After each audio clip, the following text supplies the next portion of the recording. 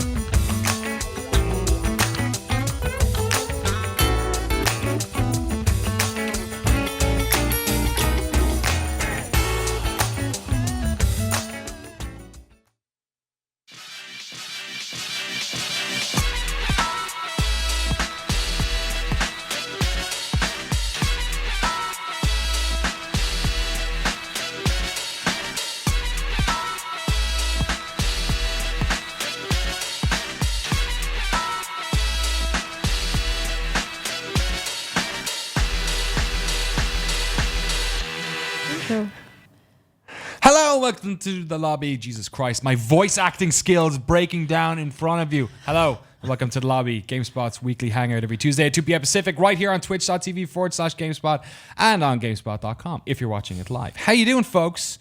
I'm here with no GameSpot staff members. Nope. We have been usurped. Supplanted. Thrown out. Yeah. Supplanted. It's a coup. That's a way better one. Matthew Mercer from Critical Role. How you doing? Good. How about yourself? I'm doing fantastic. Marisha Ray. Hi. From Critical Role. That's also, me. Yeah.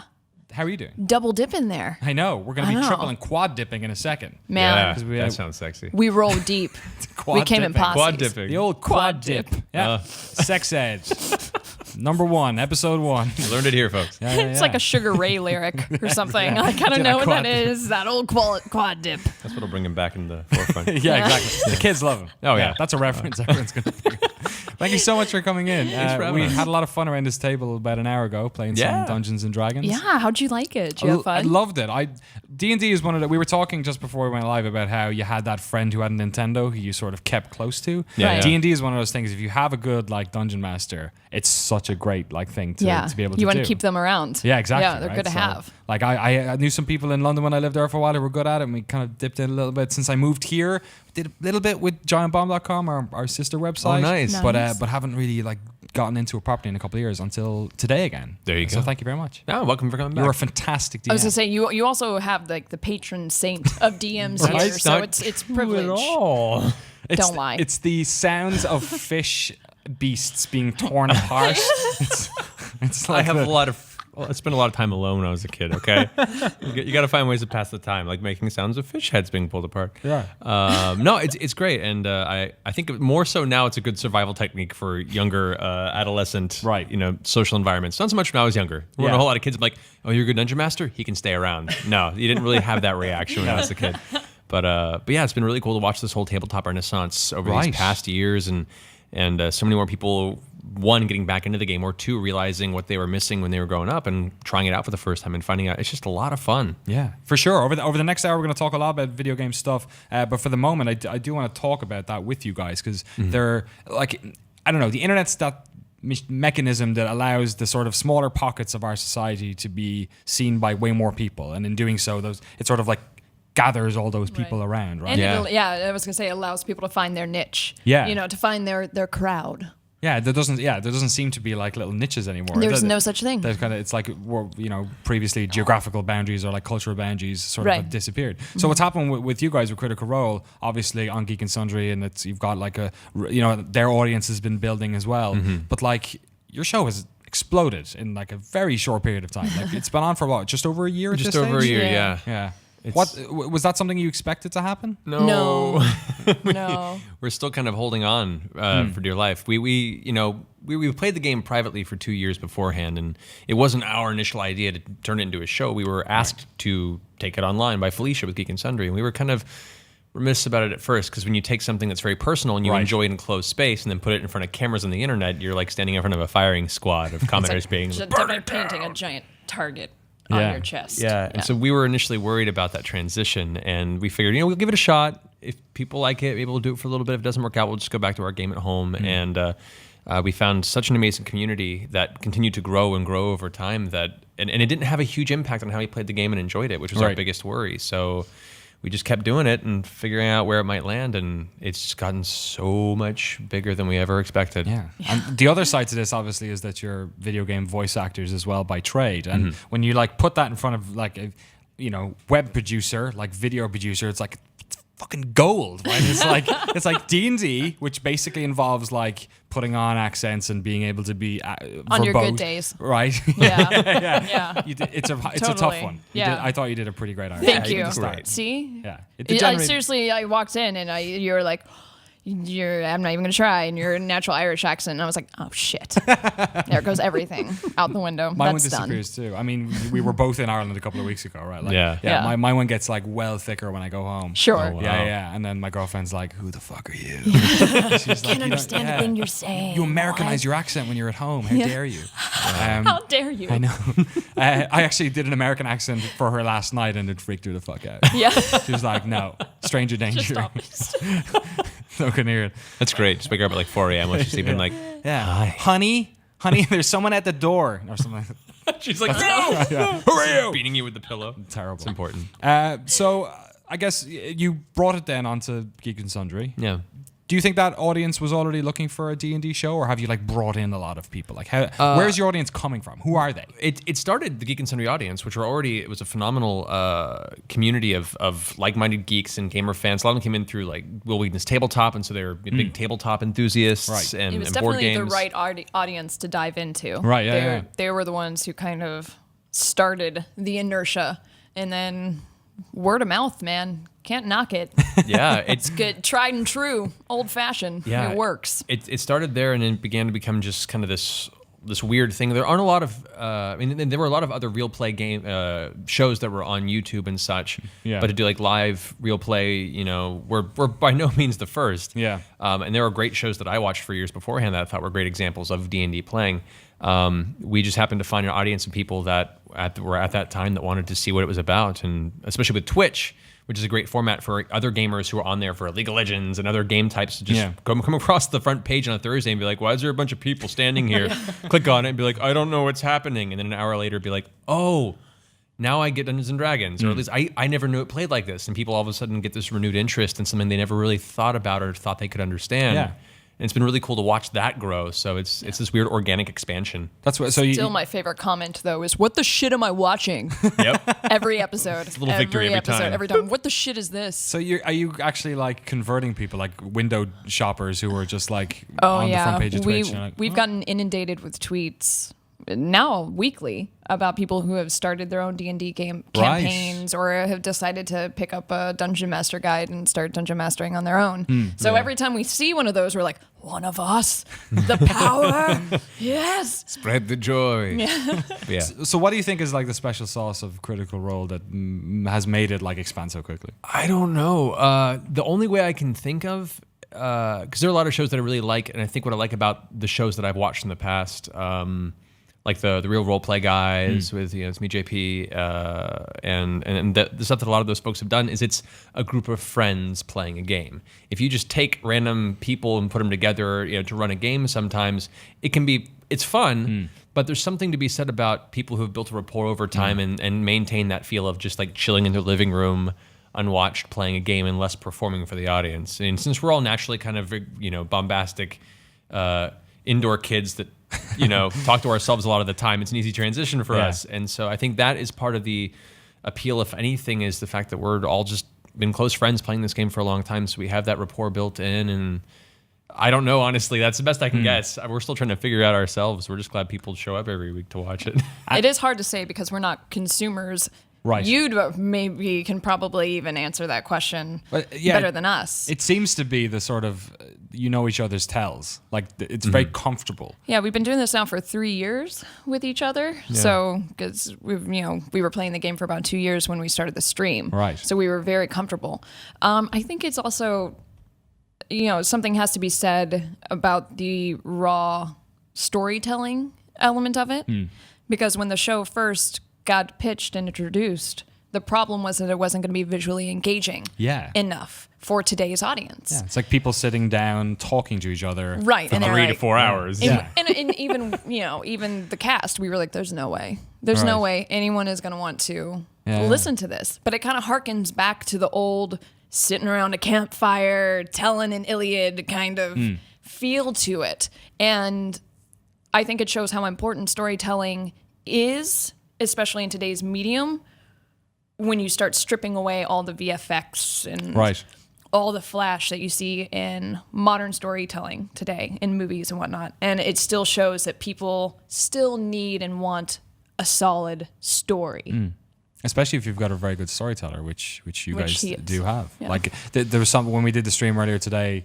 Like everything, each of your characters, the way you were like reacting, the way you were like planning attacks, and not just the voices, but just like the body language of it all. Like in my head, when I think about what we just did, like I see the marsh. Like I see exactly what happened. I see the big maelstrom beast of bones and drugs that we battled. It's a very powerful thing, isn't it? It's crazy. Do you think it has something as well to do with the ability of people to consume like different types of media, during their day? Because Twitch is kind of this platform that, like television has always been, you sit in front of it and you sort of engage with it on a moment by moment basis. Sure. Whereas this seems like something you could have on in the background that you're sort of like enjoying while you're engaging with your day-to-day life. I mean, people were tweeting today saying like, oh yeah, I'm on my lunch break. Yeah, I'm just like spending a couple of minutes, or I've got it like in my tab here, and because it's audio, you actually get quite a lot out of it. Yeah. It's almost like a radio play in ways. Yeah, exactly. An improvised radio play. And so, there's a lot of really cool elements of watching it because you get to see the physical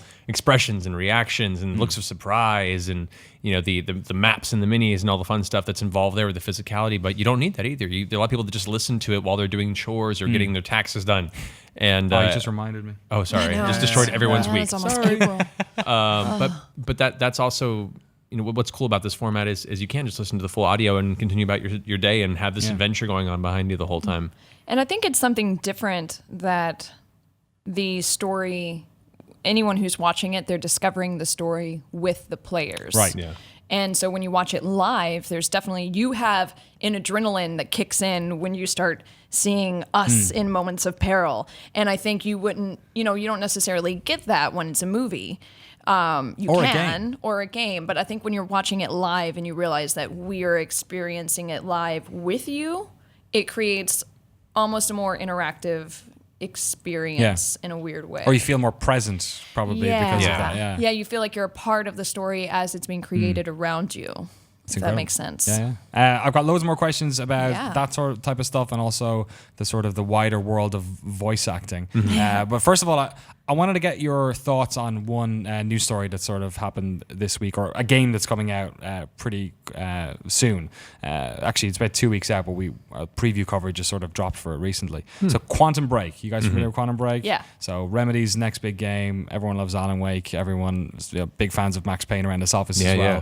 And this is like a big game that originally when they were pitching, it was part of sort of Microsoft's wider, we're going to have our television wing, we're going to have our video games wing, we're going to sort of cross-pollinate them and whatnot. So they built this whole television show featuring a bunch of very recognizable actors. And I've played, we're under embargo for a lot of it, but yesterday we streamed the first chapter of the game, which is essentially about 40 minutes of gameplay followed by a 23-minute long cutscene. Oh, snap. Yeah, well produced, not like cheap as chips. Like it's no House of Cards, but Going the Metal Gear Solid route. Kojima somewhere touching himself. Yeah, exactly. full of like, dozens of different characters and side plots and whatnot, which is the sort of the latest in this long legacy of video games trying to take what happens in interactive arts and what happens in film or television and sort of merge the two of them together. Right. Yeah. What do you guys think about that as like a future for video games? Because you guys work on the forefront of games development with voice work, and you also have an eye for the theatrical side of it, which most people in development don't. So what do you think about that? I think we're still, and we have been for a while. We're in the infancy of finding what works and what doesn't in that. Right now we're still in that process of everyone kind of throwing things at the wall and seeing what sticks. And I think because we've had games that have really elevated the platform from a storytelling standpoint and blended those lines so well in recent years, examples being like Last of Us or a lot of the Telltale games where they can really, maintain an interactive element throughout where you still feel invested and involved from an interactive standpoint, but still are enjoying and are engrossed in the story in a way where you're involved but still a viewer. And it's those are great examples, and in my opinion, of that form developing. However, with a lot of these renovations and VR now promising even further immersion and interactivity, and trying to maintain that balance of atmosphere and interactivity without it being too heavy one way or the other. I'm excited to see these examples of games that are taking risks and trying out new things. And when I heard the whole theme behind Quantum Break and what they were trying to do with that, I was really excited. I'm still really excited. I'm always very curious to see how that'll turn out. I'm a guy who loves cutscenes. I didn't skip anything in Metal Gear, so I'm one of those guys. Even the truck? No, I didn't. I refused Yeah, to. you gotta watch it all the way. All the way. Where's this truck going?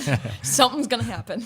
No, it's so I myself am actually very excited about it. I don't know if they'll all work. I like a big fan of a lot of David Cage's stuff, who also tried a lot of interesting ideas. Not all of them really hit the way you would hope for, but even so, that sets a precedent and is a great example for other game designers to then build off of that and make something that is more fine-tuned towards what his final vision may be. So hits or failures, they're all helping build towards what will eventually be the emerging platform of interactive gaming. And really the key word that you said there was immersion.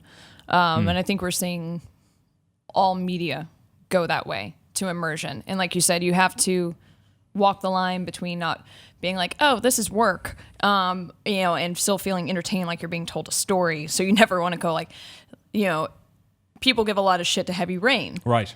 But they did make a lot of progresses. And sure, we don't need to have to physically turn every doorknob. That's Open every jar. That's not necessary.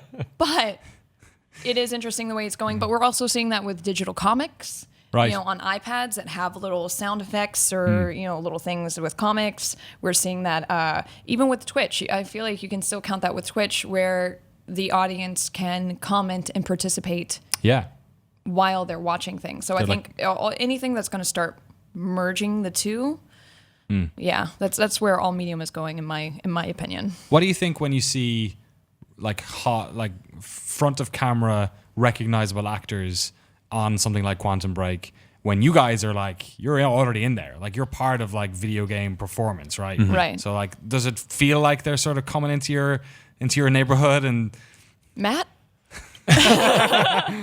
I mean, I'm a big proponent of the best performer for the job. Right.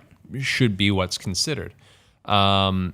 In some cases, there have been projects that maybe you've worked on where they've gone the stunt casting route and they'll bring somebody in without an audition just because they like their work in a project. And sometimes they're amazing and they knock it out of the park. Sometimes you... But mostly they're not? I don't say mostly. I say, but there are situations where they'll go a week of recording or so and they'll be like, all right, cool.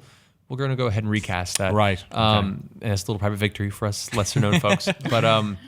But there are plenty of great performers that can do both sides. So, I'm a big fan of a lot of that work. So, like, if the best performer for the job steps into the ring, go for it.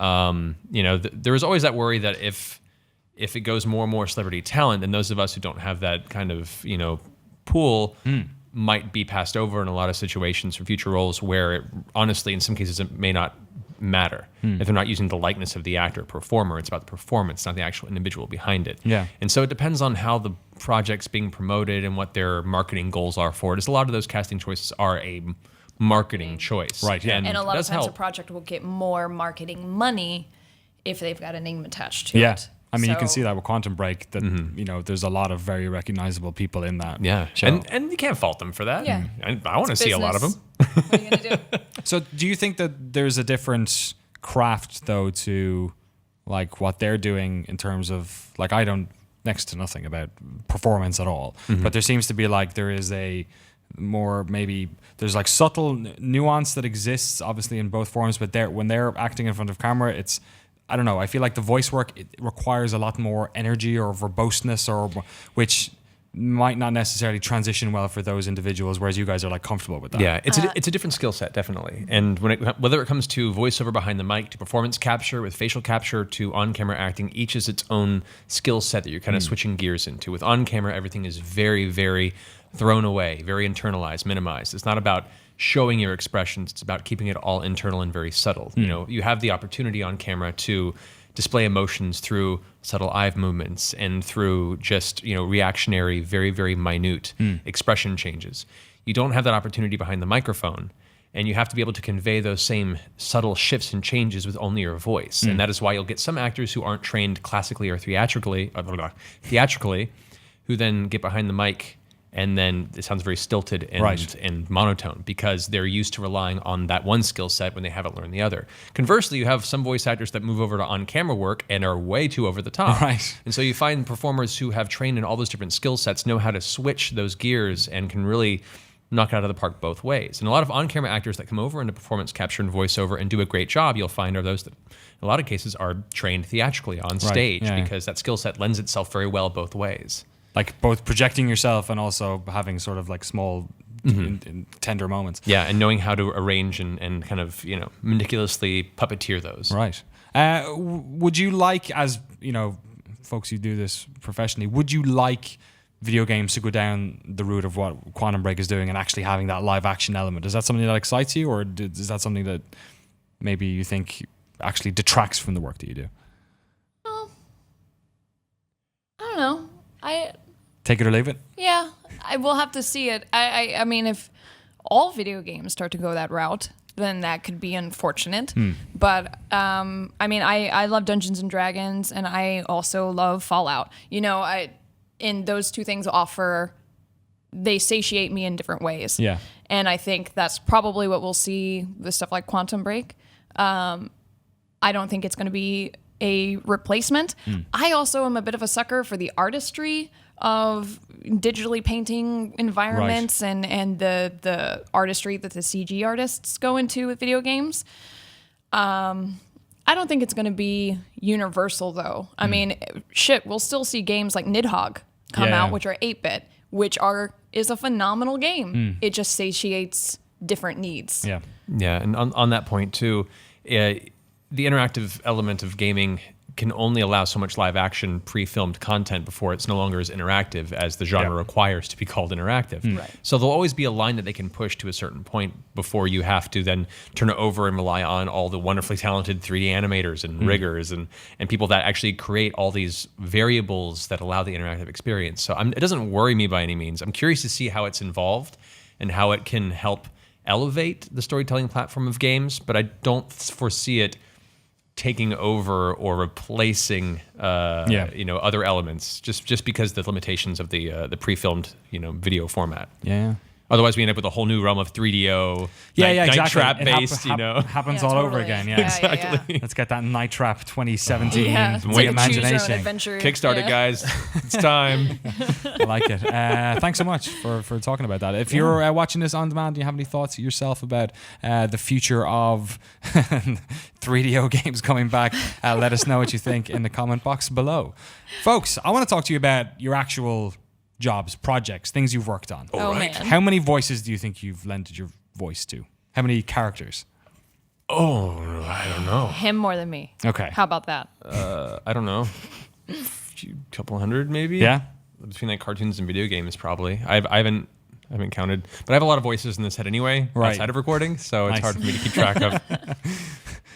Did you start in the animation stuff and then make your way over to games, or did they sort of go hand in hand? I actually started more in games than animation. Really? Okay. And still can't really do commercials well. It's weird. People have different things they're really good at. I have a lot of friends that do a lot of promo and commercial. I can't book either for the life of me, but I do really well in interactive games. And You can't sell a ShamWow real good. I don't know With why. your voice. It's not my voice. I think he's too nice. You have too much nice guy voice. People are like, it's bullshit. Yeah. It's also why I get beaten and robbed a lot. Maybe I don't know. It's because you live in LA. I was gonna say it's LA. What are you gonna do? What would people recognize you from? What are your sort of like most notable roles? Let's see. Notable recent roles. I mean, overall, I've voiced Leon Kennedy in Resident Evil 6 and the film Damnation. I've voiced Alvin in Tales of Exilia, Crom in Fire Emblem Awakening, and Ryoma in the new Fates game that just came out. I voiced McCready in Fallout 4, which came out not too long ago. Yeah. I voiced Aiden and a few other characters in the Minecraft Telltale game, the new chapter coming up soon that I'm really excited about. What other things? I'm really bad at this. I mean, that's pretty good. Yeah. That'll work. Marisha, what about yourself? Once again, recently, I am Margaret in the Persona franchise. Sweet. And in Persona Dancing All Night Long. If you The best like Persona the dancing game. Yeah, the best one. And then I am a playable Diamond Dog Soldier in Metal Gear Phantom Pain. Awesome. I am Effie and Makoto and Oboro in Fire Emblem Fates. I'm Laura Arcade in Trails of Cold Steel, or Legends of Heroes, Trails of Cold Steel. It's like the longest name. Alpha Plus. Yes. Yeah. Turbo Edition, Edition, too. yeah. Remake, Something like remaster. that. Right. Yeah. On PS4 and Vita. Yes. Bunch of voices. Yes. Yeah. What's your favorite voice you've done? Favorite voice? That's like right. favorite character? Yeah, Or that's favorite right. I'm telling voice? you to call out all the other ones. Man, that's such a tough question. I like the weirder characters. Yeah. I enjoy the deep performance acting. I actually really enjoyed doing a lot of stuff for McCready in Fallout 4 because he got to go into an emotional spectrum, and his story was kind of tragic in a lot of ways. Plus, it's a Fallout fan anyway. I like that he was recurring from 3, which was fun. Stupid little pug-faced kid of a little lamplight. How long is a job? Like, how long is that, like that Fallout job? How long does that take? Fallout job, each session's about 4 hours straight of recording, which is in itself a process. And then that character in particular, I think we did close to 6 sessions. Wow, okay. So yeah, you're looking at about 24 hours total of recording for all of his possible dialogue. Certain games can go longer, especially if it's performance capture. That can be weeks at a time for a prolonged project length. I just finished an RPG recently called Masquerada, which is coming out on a PlayStation Network and PC on Steam. It's a great kind of isometric, beautifully 2D drawn RPG. And my character Cicero, I probably recorded close to 20 sessions on that one, 4-hour sessions. Because I guess that's the nature of something like an isometric role-playing game. Yeah, a lot of dialogue, a lot of character stuff. Optional dialogue. That's insane. But then you have games that So conversely, like a MOBA, you could be in for an hour. Yeah. Because they're like, you have 12 lines. Yep. Go for it. In a game like a MOBA, yeah. or like any game, I guess every game has murder in it, right? That's how the cookie crumbles. Do you do your own grunts? Is that like a thing? Oh, yeah. Like, and all that sort of Oh, stuff? Yeah, Really? they generally make you audition with those because believe it or not, a lot of people can't do How's it. your grunt work? A lot of people can't grunt. It's true. Really? Yeah, They can't grunt? I mean, I think probably everyone in this room has had to be brought in to scream or grunt for other people too. Yeah, that can't grunt. A lot of celebrities I've had to do all, really? all the You're getting combat hit. and grunt poses for. Did You're like, what are you doing? Did they just like not want a recording of themselves out there going like or something? Possibly. like nope.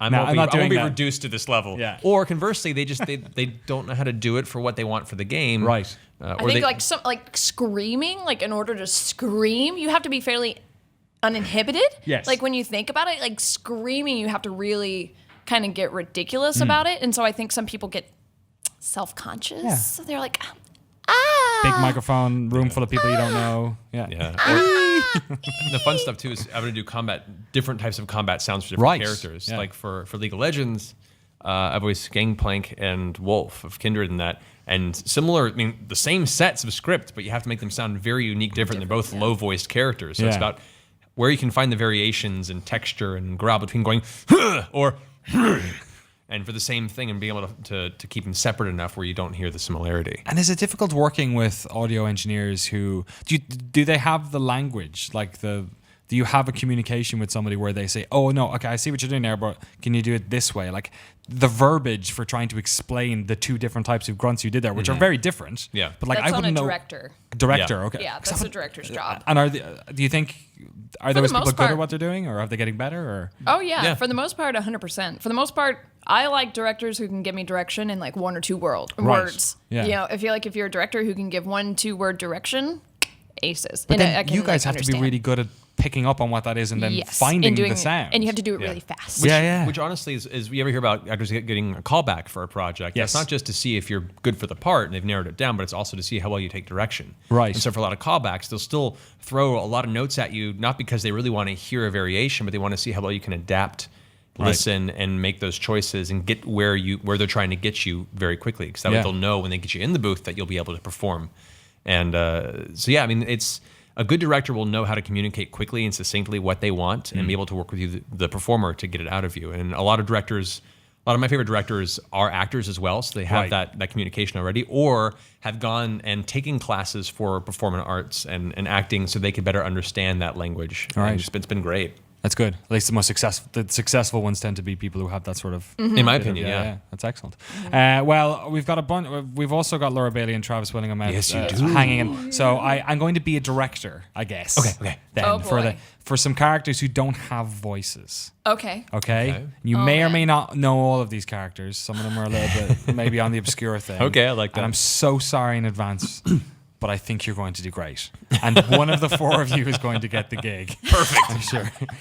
So we'll get you guys to do it first, and then we'll bring on our other 2 esteemed colleagues man. to give it a go. So the first one I think we have is Claude Speed from Grand Theft Auto 3, who's the main character from GTA 3. He doesn't speak a word. It's the last character in Grand Theft Auto history who doesn't speak, actually, because Yeah, Tony in voices. Vice City does, and CJ in San Andreas does. So Claude he's like a leather jacket wearing, sort of like denim trousers. Think he's from the East Coast. I think he's from Liberty City, New York, kind of thing. That's what the lore says. Yeah. You're at a disadvantage, or maybe an advantage. Hey, you don't know me, man. That's a good point. Oh, that's good. That's good. So go for it. Yeah, go for it. Oh, I'm going first. Yeah, sure. His Yeah. name's Claude. Yeah, Claude. That's him there. Claude Speed. Claude. Oh, look at the Claude. All right, so I just say random shit. Yeah. All right, well, I guess I'm gonna have to grab my baseball bat so I can go beat up some more hookers. If you want to come on over tonight, got a bottle of Jack in my back pocket, and got my trusty Louisville Slugger, and let's go find some hookers, man. I don't know. You That's all I captured the got. essence of GTA 3 as well, Yeah, just which is gotta assaulting sex beat workers. some hookers. You got a lot of work to do. Yeah, apparently. Go for it. I don't know. Like, I mean, from a serious like auditioning standpoint, you know, he looks young, but he's also got that kind of toughness to him, and that little bit of maybe like a New Yorker to him, sort of a. All right, Sure, boys. should throw in a little bit of that Boston It's accent like, on it. I don't know all why I right, did boys, that. get behind me. Yeah. We got stuff to do tonight. We got money to make, people to kill, and we got some business to take care of. So step in the back of the car. If I wanted to be fooling around, I'd be like, more of like, he's got that little scrunched up face. Maybe he's just like, guys, come on. Little Joe Pesci-ish, maybe. Just, you know. These pants are a little tight on me. I'm pissed off. It's Friday. Let's go steal some cars. Oh, you think I'm funny? Yeah, what's that about, huh?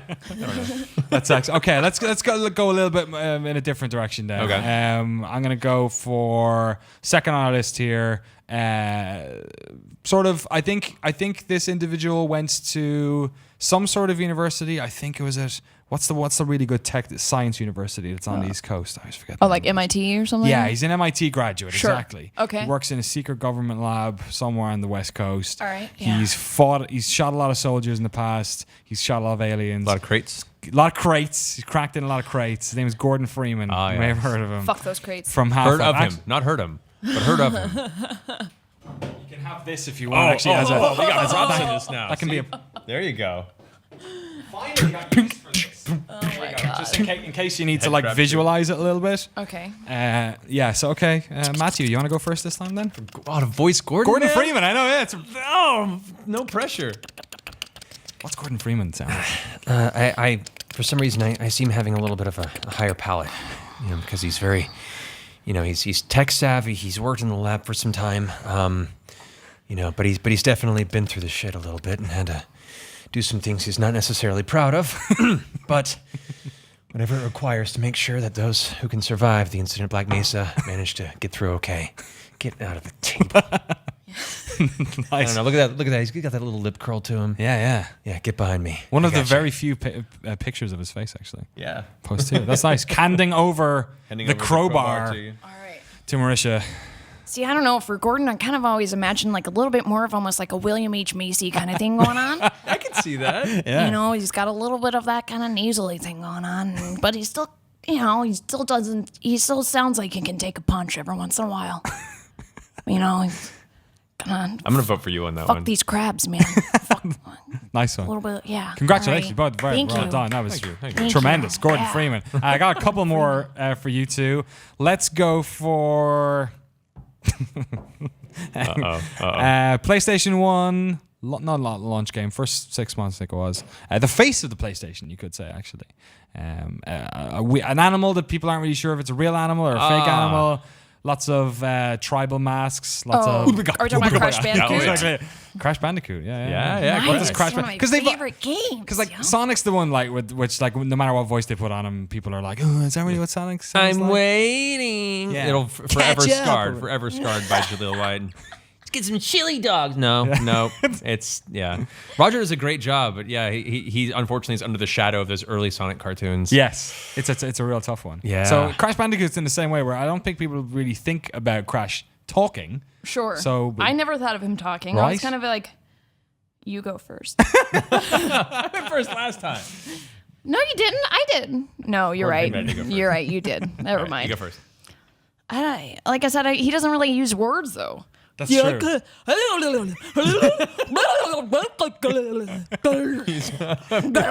Crash brain damage. It's like Taz or something. Yeah, kind of a Taz thing. Yeah, I can see that. No, but he's got the sneakers.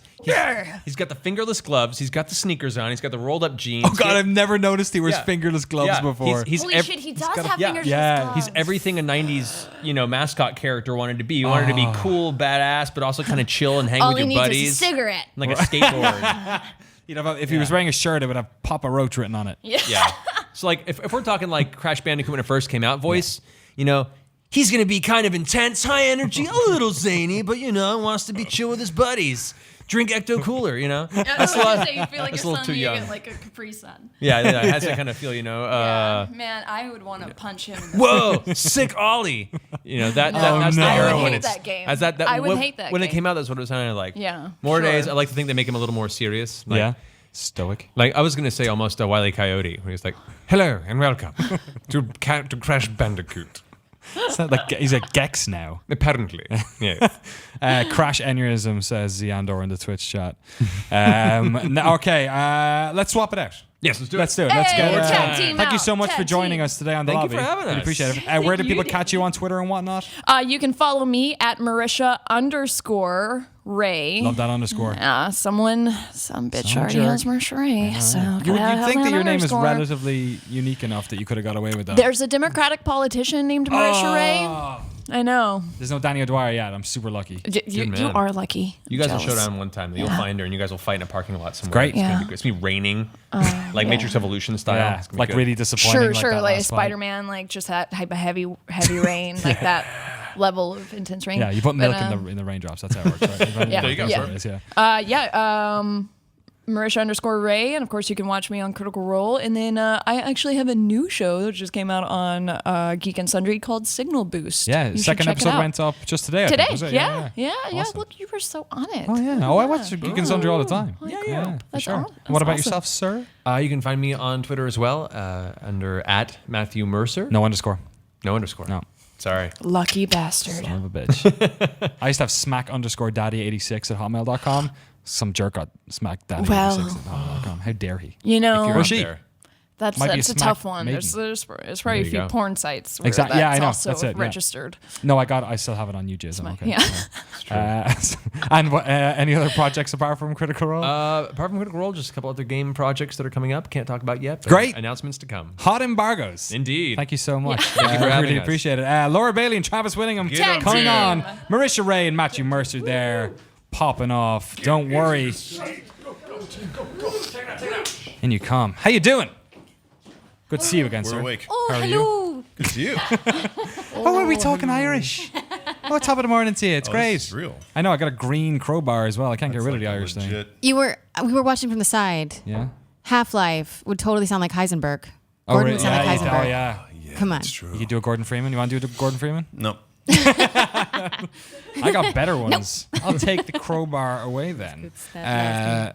Actually, before we get into those, what wonderful voice work have you lent your guttural Oh tones my to? goodness. Oh my gosh. Recently, Yeah. Mr. Willingham. Started just back wanna- in anime, back in like 2002 or Wow. 3.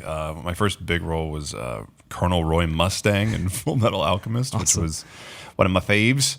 And then I've had roles like Guile in Street Fighter and Reggie in Infamous Second Son and Fred 104 in Halo 5 Guardians, which came out last year. Was in Mad Max as Scabrous Scrotus. Just a ton of really fun stuff. I didn't realize you were Scrotus, actually. That's a fantastic one. Yeah, he's really angry. With a giant horn coming out of his dick. Yeah, it's true. Giant horn crotch. Yeah. It was the best part of that They entire suit. didn't do that until they saw the performance capture. In that. No, they literally put a styrofoam horn on my crotch. We have a picture of it at home. Really? No, yeah, yeah. they really did. You couldn't. They thought it was going to affect my movement. It had these giant exhaust pipes coming out of his shoulders, and they're like, you know what? We should put the horn on the wang. Yeah. Yeah, so Great. they did that And you got a picture of it? Oh, yeah. Wonderful. we have Framed, it framed. actually. Yeah. because you can't not frame No, that. that's wonderful. Yeah. Laura, what about yourself? What have you worked on recently? Recently, Halo 5, yeah, as Olympia Vale. Uncharted 4, which is coming out very soon. Gears of War 4, which was just announced. Oh, I'm playing Kate in that, which is pretty exciting. You. Street Fighter, Chun-Li, World of Warcraft, Jane of Proudmoore, You know, Black Widow and Avengers. Black Widow and Avengers, yeah, a bunch of stuff. that's fantastic. Yeah. But we have some lesser known characters, maybe some of these, which don't really talk all that often, which maybe you guys can help us Right, with some the knowledge. audition man. Yeah, we process will is try. what we're doing for you right 'cause now. I definitely look like somebody who'll be able to pay you for your voices. I like sure it. hope so. So We let's are do it. We'd expecting hate money. to mug you with that Half-Life crowbar. He's He's like, you're joking, right? got it right here. It's green. It only works for me. Okay. First one up, we've got. This is going to be a little bit harder for you, Travis. I think. I'm sorry. From the video game Portal, and also from the video game Portal 2. Yes. It's Chell, I like Chell. the lady who doesn't speak at all, much Right. like her City 17. Where is she? got I mean, the- I I want got to the look at her. I know what patriotic. she looks like, but You know, so obviously. I there wanna she is. Look at her. Popular cosplay as well. Yes. You see a lot of I Chells. actually have Oh, really? some pieces of it. Yeah. Did you do the boots? I don't have the boots. The I need hardest the part? boots. I know. All right. It's real tough. Have you done it? What do you think Chell would sound like? You know what's weird is I see her with like an accent, Hmm. like a British accent, but a British accent, English accent. Yeah. But then she'd kind of sound like Lara Croft, and I don't know if that's. I like the idea of her at the beginning sounding a little more flustered, and then by the end just being like, ugh, Whatever. like over everything. Another one. Yeah. Yeah. I think that's good. I would make it look a bit more like this type of English, you know. Yeah. Look, I've got my portal gun, and I'm jumping from bit to bit. Look out, the cake is a lie. Cake is a lie, I tell you. I think I got it. I'm just saying. I don't Yeah, know. that's great. You're One audition, one. London feels 1-0. Hackney shrew Yeah. from like Oliver Twist or something. Yeah. I'm like the lost child of Mary Poppins. Could be a bit part in Les Mis or something. yeah. Oh, please. I'm so hungry. Revolution. I don't know where this is going. Next one up, very difficult character, been in dozens and dozens of games. Doesn't speak at all. Doesn't even have the game named after Pac-Man. him, considering he's the main character. Oh, could you imagine? Link. It's Link, yeah. If this was a competition, you'd be killing it. You've already picked up based on my terrible descriptions. Fair play. Thank you. Thank you. work. Do I go first in this one? Yeah, go for it. Yeah, I think Link's just kind of like from the South, you know. Look, I mean, look at it. He got little sprite ears and fingerless gloves. I mean, he's wearing green, you know. Green is the state color of Missouri. And That's not actually true, but it is in my world. I'm just saying. I'm coming for you, Zelda. The Irish guy wasn't going to fact check that. Don't worry. No, you got a free, a free pass freebie. on that. Well, the only boys I've done are Kid Trunks and Shin Chan. So I'm gonna say it sounds kind of like this. And he's off to save the Princess Zelda. Fantastic. She Yep, was. I can just She see was. the sales for Zelda spiking even higher than they have been. Yeah, I mean, you just can't not buy that. Right? Next one up. God, I don't know why I put this one in. I think we'd make it a mission to not do any of these. Seriously. yeah, that's good. I like it. I'm ready to see the next one. I already took Chell too seriously. I've gotta fix it. Next one up is a anthropomorphized piece of flesh which jumps around a platformer at very high speeds. This is Super Meatboy from the video game Super Meatboy. Oh, Doesn't speak at all. He loves Bandage Girl. That's but all he's he wants so in the world. cute. And he's made of meat. That's all he does. He doesn't actually speak. He just Yeah, little makes squirrel sound. dolphin noises. Yeah. Is that 'Cause dolphin or it squirrel? sounded Is kind of like a dolphin to me. That's disgusting. Is that the sound of him talking or just his meat like flapping? That's in him his, like, laughing. Oh, I like it. Guess what this sound is? Him farting. Wow. You guessed it. I just have that ability to zero in right We on just that. need burping and we've got everything we need. Yeah. There we go. Wow. Man, You just call those things up? that's why I married her. It's amazing. It's tremendous. So yeah, you cover the farts. You got Yeah, Yeah, it. that was like a covered 1 it first. on a scale of 1 to 10 when she lets Honestly, the howitzer off. Oof. I think that's actually really perfect for him to only communicate in burps and farts. Yeah, Yeah, that's perfect. beautiful. Audition nailed. Done and dusted. And the last one we have here, a female character, although many people did not realize she was a female character until the end of the video game. Mario Brothers. What? Mario Brothers. yeah, Luigi. The big twist we were waiting for after 28 years. Mustache is off. That'd be fucking great. Oh my gosh. If, like, Takes off the Waluigi hat and a was bunch as of hair well, comes And down. then Waluigi's like, and me too! Your princess is in another Can you castle. imagine? I'm no princess. No, it's Samus Aran from Metroid. Oh. Oh. Although she's wearing Zero Suit there, I think. Yeah. So you can definitely see she's a lady. Yeah, that's definitely a lady. Because of her lady face. Yeah, And her and her lady sword. bits. Yeah, she looks like And her lady such a lady. You sword. Can't even like make fun of her. What do you got? Laura, you're up first. I think she'd be kind of soft spoken, actually. Tough, but calm. Yeah, Yeah. I like it. I can't even make fun of it. I just like the laser sword and like the bodysuit. You can do the voice of the laser sword if you want. Yeah, be the sword. The best laser sword around. That's pretty good. He's my Can't even sidekick, handle laser it. sword. There you go. You could have, it's like a buddy comedy. The new Zelda is going to be a buddy comedy.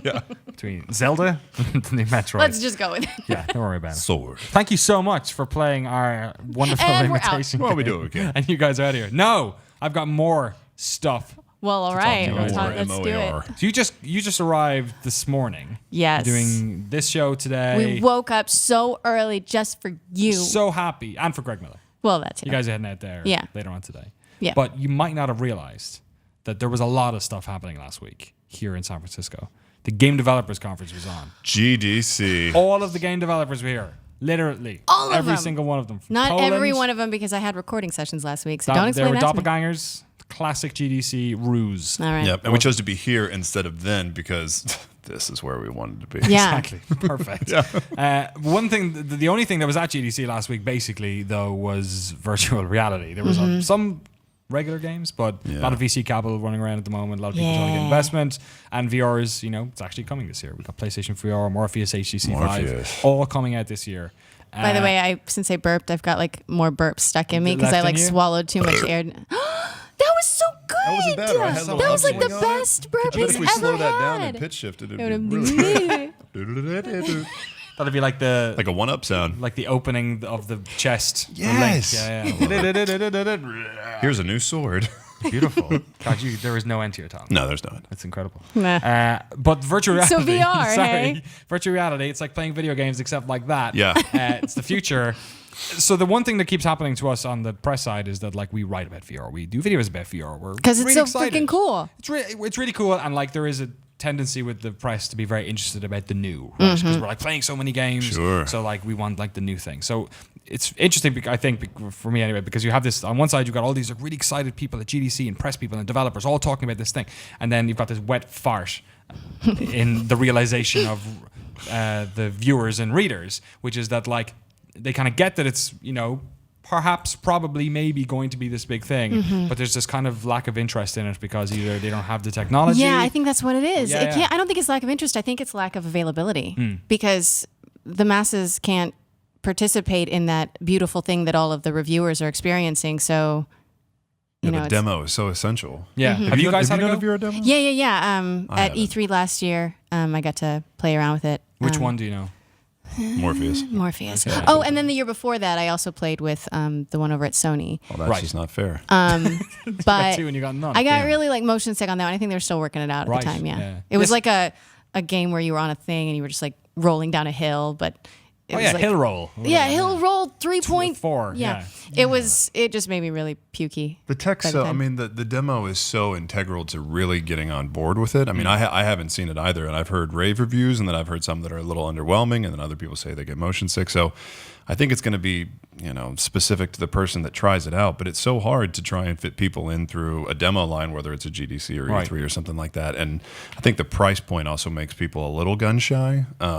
I think where it's going to end up eventually, though, is that it's not going to be just games. It's going to be interactive films. It's going to be, it's like all that stuff in Ready Player One. Right. Like that is the pipe dream, to be able to hop into your favorite movie my at some point or hop into gosh. your favorite location, walk around. Ender's Game. Yeah, those possibilities, So I think, cool. make it, you can't avoid the possibilities of that kind of tech. Yeah. So It's I don't know. it's funny that the one demo that really like sparked my interest about it more than anything else was one that actually wasn't really video games necessarily. It was the Oculus Touch one where you are in a space and there's somebody else in another room and you're basically talking to them and like throwing objects and whatnot Really? in the virtual space. Was the other person also on VR? Yeah. So they were inside another room holding whatever finger. Okay, that's pretty contraption freaking cool. Yeah, and it was like waving hands and like high-fiving in a virtual space. Yeah. And then after it was over, the gentleman came into the room and we high-fived without thinking about it because we'd been high-fiving in the virtual space, but I'd never actually never met this person before. That's crazy. But I clearly had, and my brain had decided that I'd met them, and it was like, And I mean, if you can do that across the world. right, yeah. Yeah, I there can was imagine. there was an Oculus demo, I think, at Sony Santa Monica, where you put on the headset with the hand controls, whatever they are, and you were inside of a weightless space station that was floating around either Saturn or the moon or something like that. So you could look out the windows, and it was fully rendered in 1080p or something like that. Frame rate was 120, they said, because it was 60 and 60 in each eye. And he said you would grab onto a part of the space station, and then push yourself like through the station, and that's how you navigated everything. He said after 5 or 10 minutes, he got incredibly queasy just because it was working so well, but it became like second nature. So if that sort of immersion is possible, I think it's incredible. It's just, I want to experience that. Like, I everybody know. talks about it, and then you can't do it, and it just makes you jealous and bitter. Yeah. What's the is it Google Glass where they showed the trailer where you could literally put a TV screen, you're wearing your glasses and you Oh. put a TV screen on the wall and you can like That's zoom and the shrink the size of Microsoft's yeah, it's not Google Glass, it's the Microsoft one. What's it That's called it, again? I yeah. forget. Brain farting at the moment. Yeah, Sorry, everyone that- listening on the podcast that screaming at it trailer right We're now. smart. It's amazing. HoloLens. HoloLens, thank Yeah, you. that, Alex. huh? Yeah, HoloLens. the HoloLens at the Halo at E3 was pretty Right, yeah, incredible. just stuff. quite a small piece. But there you are. That's something that you've had a go of, right? So Yep. that you have that sort of. Yeah, and I Right. was really impressed The by that. HoloLens And I was think really that's cool. only a small. Yeah, piece it's of like it. this, but the way they set it up at E3, you were in an entire environment that had been decorated, and then so your little picture fit in perfectly with the way the environment had already been done. So like that multi-level of gameplay was really cool. So it's interesting, right? Because you're talking about that, and you're basically pitching it to me, right? Right. And like what you're saying is you've never had VR, but I your forgot I delta did is the that like HoloLens. I all- did do that one. But like all these people telling you about it is what. Yeah. you've done. So like, is it just a case there where like do Oculus need to just put trucks outside of like universities and just have people put these Yeah. things It on? couldn't like- hurt. Right. It really couldn't hurt because I mean, word of mouth is one thing, but it's kind of like giving a review for a movie that you really want to see, and until you've seen it, reviews are just crap. Yeah. you don't know. You could totally disagree. But then a film ticket only costs like $12, whereas the in for this is going to cost so 300, much. 400, 500, 600. yeah. So do you think you'll end up buying one, Laura? Do you think? Yeah. Do you have any idea which one it might be? No idea yet. No idea. Yeah. I think That's a decision you have to make as a couple. yeah. Rochambeau and that. I'm bad already boy. like picturing which room in our house is going to be committed to it. The VR room. We'll have to be Yeah. patted as we thump into the walls. Oh my gosh. But there's so many things I want to play already. I mean, I was recording just this week on a VR game from Valve Wow. that's releasing on Monday. I know they premiered it at the GDC and they said it went over really well and everything. And even the developers like said they hadn't even got much time like actually in the game Really? because the headsets are so limited right now. Yeah. Yeah. It's crazy. It's going to be a long wait before we can do anything. Yeah, I mean, this year is the year where they all come out, but it's probably going to be another couple of years before we have that that big mass market like mind share. Right. Yeah, I think about the whole race thing. is on. I mean, I've heard rumblings that things are being worked on, but who knows how close they are. Yeah, guess we'll have to wait and see. Yeah. The Yeah, waiting yeah, game. yeah. If you have any thoughts about what virtual reality headset you're going to save up your pretty pennies for, and you're watching this on demand, please put your comments in the comment box below. We'll get in there and have a little chin wag about it. Loads of VR stuff. I always get a laugh when I say chin wag. I love Chinwag. Chin wag's great. It think is just the great. I'm going to want to visualization take it. Yeah. We had there's this old bit on like UK TV where they like flip their heads upside down and draw. Oh, some- you Yeah, have yeah, to. yeah. Oh, I used to do it as a Sunglasses kid, on and then the you chin. put Yeah. a towel over your face. Yeah, and Yeah. there was a the GameSpot best. show which only ever had one episode called Chinwag. That was basically that with two people talking to One each other. episode. Why only Yeah. one? Because it was just Let's just do it right now. Can we just do make all- it happen? Yeah, we'll just flip the cameras upside down. We'll do it. No problem. It's joyful. Although I have a It can't beard, work which for is you. weird. Yeah, you look like Hold on. I'm a Chewbacca. Yeah, Wookiee. you look like I'm you a got a Wookiee. bunch or of. something. Hold on. If you draw it on my. Please keep trying. Please Those keep trying. pencils for the D&D Just whatever you do, don't stop trying to do. So how That long? lives forever, and you can't take it back. How are you voice actors? Are you voice performers? What's the word? Are we? We're What's your word? I don't We're want to say the wrong word and artists. offend you. We're actors. No, I say voice actor. If somebody Yeah. asks me what I do, but I don't know. I feel like all that's changing now with so much motion capture. I don't know where that fits into it. Right. Are you Yeah. doing is motion capture becoming more and more part of every gig? Yeah. Definitely. Yeah, we say voice actors, I think, just so that we can cut down on the conversation time. You say actors, people are like, what have I seen you in? You're like, Right. oh, wait a second. Have you'll, you? Yeah, you'll I say don't know. what animated shows you've been in. You'll say what interactive projects you've been in. But motion capture is showing up in pretty much all of the AAA titles that are Yeah, out. you know. definitely. I Is mean, that problematic for you guys at all? Not No. really. Change the work at all? Because Well, it definitely changes the work. Yeah. Yeah. Longer gigs, yeah. It creates more time in the development process with us. Like when we did Second Son, it was really one of the first times that we were involved so early on in the game. You know, as a Right. voice actor, so much of the game is made, and then we come in and we're the cherry on top of all of the substance. that's been worked on for months and months Yeah. and months. With motion capture, you come in so early because it takes so long to get all the input and everything Yeah. that we get to really have more say in who the characters become and a little more Agency. influence in Yeah. the story and everything like that, which is, Is nice. that more satisfying just as performers to be? Sure. I mean, the creative process is such a such a precious thing. You get to go in and speak with the writing team, and they're asking your input, and maybe they're looking for some inspiration here or there. Maybe they use it, maybe they don't. But you just feel like you're more invested. It means more to you. And you really get to know the studios, Yeah. all the Right. people that make it work. And you know, when you're in a recording booth, very rarely do you get to meet all of the animators and Yeah. everything behind it. And it's so nice to get to go to the studio and see everything that goes into it. And there's so much more than you would ever expect. Yeah, it's always a great experience because we are as excited to see the QA department, the animators, the writers, the lighting specialists, all those people, and then they are equally excited to meet the people that they've been staring at for 6 months, probably cursing it sometimes, while their families are at home wondering where they are. So My it's ring got stuck on my chair, and I was like totally awkwardly like looking. your chair I was just now? handcuffed to the chair just then. This ring Matt and Marisha gave me, actually. You just trapped me. it's a cursed to the ring. Clearly, yeah. What? -5 to Dexter. I Um, can't believe I said that. What was the first? Wrong show. Thank That you. was earlier. Don't worry about it. What was the? How do you get into? I mean, you probably answered this question about 1,001 times, but like, how is it? Presumably now, once you're in here, you're finding gigs a lot easier because you're making those connections and you have this like palette of work that you've been working on.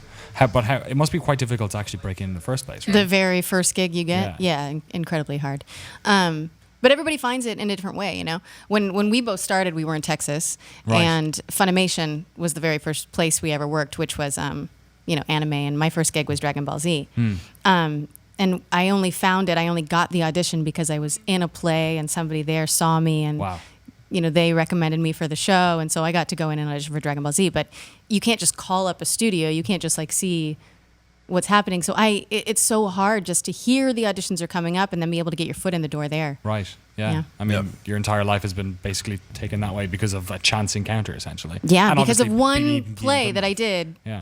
created this entire world of acting for me that I never even realized existed. Yeah. Did you have any visibility on it yourself? Was it something you always wanted to do, or like how does it come about? Like, I didn't plan for it at all. I went to college to study theater and performance arts, and that was pretty much it. I didn't know if that was going to be film or TV. Maybe, Right. those are like the big dreams. But I was still in Fort Worth, Texas at the time, and when Funimation came along, I was a fan of Dragon Ball Z for years before I even realized that she was in the show. So when I knew that she was a character, and I was like, I know what that character sounds like. That doesn't sound anything like Laura. How's that possible? And you listen again, and instantly that curiosity of like, how Oh, does she make Travis, that Kid sound? Trunks is so sexy. The You want to internet is marry forever. me? What are you doing? What are you doing? He's literally loading the cannon right now. It'll left be it fired out. for years and years. And after realizing that this show that I was such a fan of was done so close, I Right. hounded her and pretty much everybody else that I knew that worked there for months and years, and finally got an audition. Didn't blow it. Didn't suck. And it just kind of went out from there. But it never had any intention of like being a video game voice actor or an animation voice actor. And it was only after you first consider, after I first considered like, oh, these animes are things that we can work in.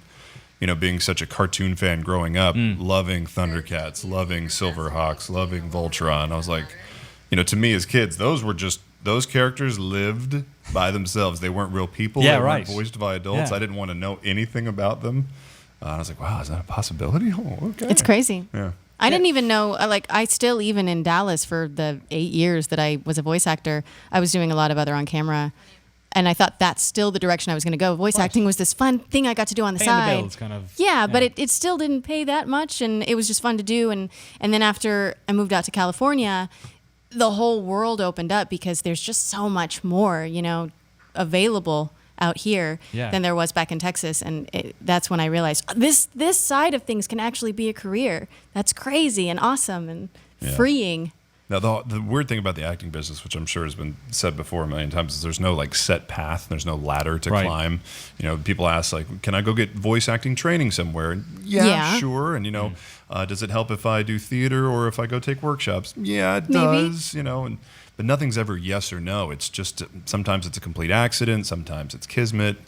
Sometimes people come at it from stand-up. Some people come from on-camera work. Some people come from a theater production. Some Yeah. people are athletes. Some people are comedians. Yeah. Some people, it's just a different number of things. And we just normally tell people, like, if it's something that you really want to do and you think you have a talent in it, then just pursue it relentlessly. And whatever will happen, will happen. As a lifestyle, is it something? You guys are a couple as well. So is it less demanding in some ways than on-camera work because it's a bit more like the project stuff? Sure. Because I don't know anyone who works as an actor. I have friends who work in lighting and stuff in Hollywood, and the days seem to drag on forever. So you're Yeah. constantly on call for like Yeah, days yes and days. no. That doesn't more happen in compact? voice acting, which is really nice. You usually have a set schedule. Right. But There's a trade-off. yeah. Yeah. Yeah, whereas like our days might be shorter, the use of your immediate visceral imagination Yeah. is far higher. Because if Okay. you're in motion capture, you're in a blank room with no set, certainly no effects, no makeup, no lighting. It is just your old school theater imagination, and hopefully that's matching up with what the performer in your space is also imagining. course. Here, You're this just playing block of with them. styrofoam is now your gun.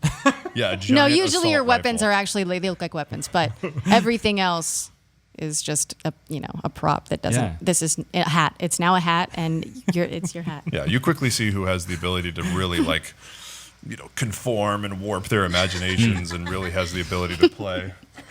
And it's very expensive each minute of recording in a space like that, probably. So It's incredibly quite a lot of expensive, yeah. pressure for you guys in that respect as well, right? To be able to, There is. If you're out of water and you're uncomfortable, it'll be very clear very quickly. But I think that old school theater training really helps in situations like that. Yeah, I heard Matt saying that earlier. It's very true. What It's is very true. what do you enjoy about it the most? About motion capture? No, just about Yes, about performing, about voice acting, about the whole gig. I just love that you can be anything that you can imagine. When I was doing more on camera, you're stuck, and a lot of times you walk into the room and they've decided whether or not you're cast before you ever even say a word, because 5 seconds. your hair is too dark, or your chest is too small, or your nose is too big, or whatever. And with voice acting, they don't see you most of the time. You record from home or from your studio and your agency or whatever, and they just listen to the sound. And you know that if you're getting a callback or if you're getting cast, it's because of your performance. It's because of what you did, which is really amazing. And you own it wholly. Yes. Yeah. I mean, we get to play every single day. When we're like some of the luckiest people, because it's just our imaginations, getting worked. If there's anybody that's like annoyed with work or complaining going to work, that they have no idea what they're talking about. We're working in some of the coolest universes, whether it's comics or game franchises or anything like that. I mean, these are things that we grew up loving as we were kids, and just to be able to be a part of that and have some sort of our influence, some sort of our take or opinion on a character or a storyline be implemented in something that's being produced, it's just crazy satisfying for nerds like us. Yeah. And it's funny, I guess the sort of the last one I want to touch on is kind of what you were saying earlier, which is very interesting, which is that like I'm in the same situation where when I found out who like the voice of Bender was, and like realizing it's like the voice of Marcus Phoenix, it's like I don't really want to know that. Whereas like in movies, there's this propensity to be attracted towards the performer and then watch the movie wholly because of them. Right. With your guys' work, it's almost like people don't want to know who you like. Which is a fine line. It's a fine line that's being made now, because a lot of times things are starting to take likeness based on. Right. So, we're working on multiple projects that have actually taken our face and put it in the game. And then you're like, ugh, I mean, that's really cool. I love that I look like a superhero, and I can shoot lasers out of my hands. But at the same time, that ambiguity is a really nice thing in voice acting. So how many roles do you take where they can see your face, and do you want to back away from it? Right. It's a hard decision. Yeah, the voice actors that have that chameleon ability, the ability to have separate voices with separate personalities attached. Right. If you can't see their face, you wouldn't know.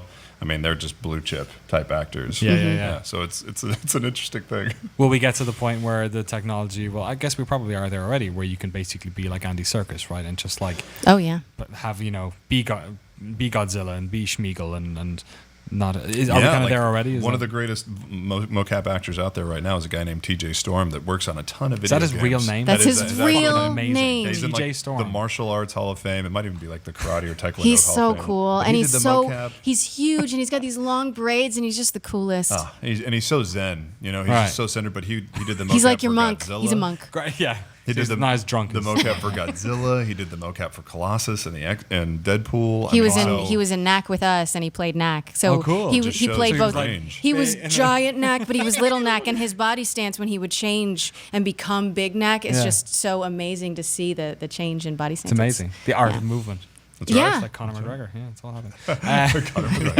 I should have been Conor McGregor on the D&D. Oh, what Conor McGregor. opportunity Yeah. missed! That's the next one. You'll be a halfling.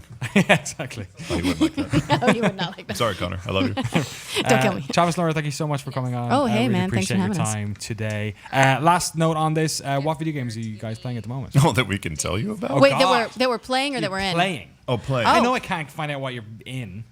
I am still deep in Fallout World. Oh, cool. Although I'm not romancing Matt. Sorry, Matt. I don't that's a keep bit weird. I don't That's a bit keep weird, any actually. companions except for my dog. Me meat. neither. Right? You get that perk that makes you Yeah, be able to carry right. 100 extra pounds. Great. Yeah, I like being solo, man. Loner. Man, I am in the division now. Our free time is almost nil, so Right. I just made it over to Manhattan, which is basically just like leaving the tutorial. So I haven't had a huge amount of time to hop in. But I hop in and turn my brain off. So I'm a GTA guy and a Nice. Call of Duty 3 or Black Ops 3, and You playing stuff GTA like that. Online? Oh yeah, That's great, isn't it? yeah, like 79, just run in, cause havoc for 2 hours. He's piss a some people troll. off. Brilliant. He's a horrible, horrible person Listen, when he if plays. I've got a fighter jet and you're driving around town, just watch out. That's all I'm saying. I love it. If there was ever a game for that, it was GTA 5 That's it. Online. Thank you both so much for coming in. Really appreciate it. Marisha and Matthew as well. Thank you so much. Thank you so much to everyone who's been watching today's show, and to the intrepid Eric Tay and Mary Kish who've been running all these live streams. And they're not done yet. We're not done yet. We got more. Dark Souls 3. We have an exclusive stream kicking off right here on twitch.tv/GameSpot and on GameSpot.com. So if you're a fan of games that kick your ass, make sure you stick around for that one. I'm not sure if it's Eric. Do you know if it's starting at 3 o'clock or half 3, or are we 4 o'clock. 4 o'clock? Mary Kish said. The voice of God. I know, the voice of God, Mary Kish. They deserved 20 minutes off before we started up again. Thank you so much for watching The Lobby. If you're listening to The Lobby, make sure to review and rate us on iTunes. We really appreciate your time, and we'll see you same time, 2 p.m. Pacific, right here on GameSpot.com. Dark Souls 3 at 4 o'clock. See you then. Like the Doppler.